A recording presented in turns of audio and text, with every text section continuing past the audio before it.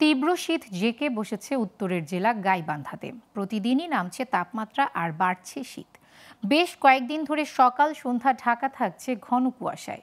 শীতের দাপট বেড়ে যাওয়ায় হাসপাতালেও বাড়ছে শীতজনিত রোগীর সংখ্যা। আর গরম পোশাকের অভাবে দুর্ভোগ পোহাচ্ছে নিম্ন আয়ের মানুষ। শিগগির শীতার্তদের মাঝে সরকারি বেসরকারিভাবে শীত বস্ত্র বিতরণের আহ্বান সংশ্লিষ্টদের। গাইবান্ধা থেকে আতিক বাবুর পাঠানো তথ্য ও চিত্রের ডেস্ক রিপোর্ট।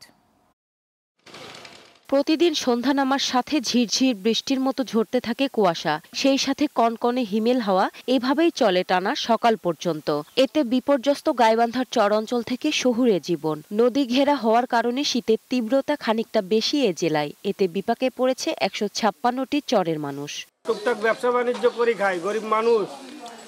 কয়েকদিন হলো বাড়াবার পাইতেছি না, সব কিছুর দাম বেশি, কি করে খাই? ঠান্ডার মধ্যে গাড়ি চালাইতে খুবই সমস্যা হয়। হ্যাঁ, বাচ্চা কাচ্চা নিয়ে চলাফেরা খুব সমস্যা, বয়স্ক মানুষ নিয়ে সমস্যা। এরকম ঠান্ডা থাকলে তো আমরা গাড়ি চালাতে পারবো না। ঠান্ডা তো আমাদের মনে করেন কামাইয়ের জন্য নাই, সংসার চালাতে খুব বউ বাচ্চা নিয়ে থাকতেও আমাদের খুব অসুবিধা হচ্ছে। এছাড়া ঘন কুয়াশার কারণে বিবর্ণ হয়ে যাচ্ছে বোরো ধানের বীজতলা। যে শীতের আক্রমণ, তাতে তো সকালে উঠতে ইচ্ছে করে না।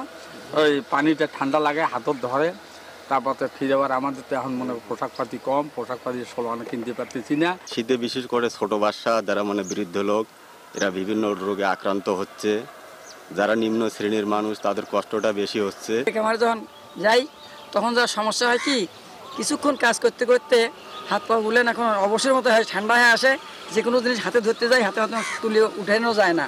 এদিকে শীতের তীব্রতার সাথে পাল্লা দিয়ে হাসপাতালে বাড়ছে ডায়রিয়া, নিউমোনিয়া, শ্বাসকষ্ট সহ বিভিন্ন রোগে আক্রান্ত শিশু ও বয়োবৃদ্ধদের সংখ্যা। এসব রোগ থেকে দূরে থাকার পরামর্শ দিলেন এই চিকিৎসক। দেখা যায় যে বাচ্চাদের আগের একটু ঠান্ডা কাশি ছিল, সেখান থেকেই ডায়রিয়াটা শুরু হয়।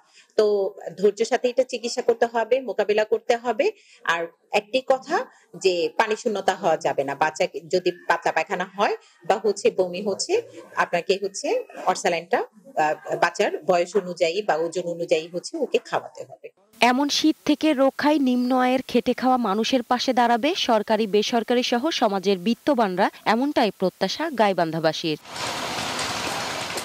Global television news desk.